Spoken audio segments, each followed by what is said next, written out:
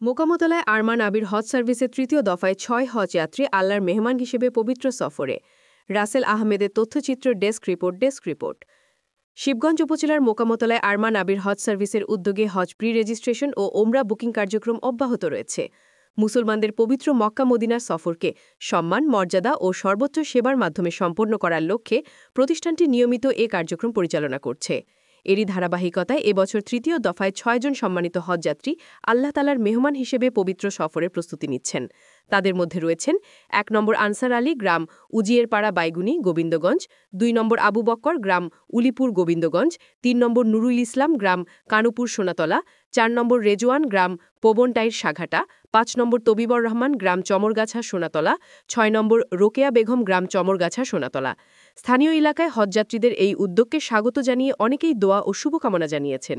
আরমান আবির হজ সার্ভিসের পক্ষ থেকে জানানো হয়েছে, ভবিষ্যতেও হজ ও ওমরা যাত্রীদের জন্য সর্বোচ্চ মানসম্পন্ন সেবা অব্যাহত থাকবে।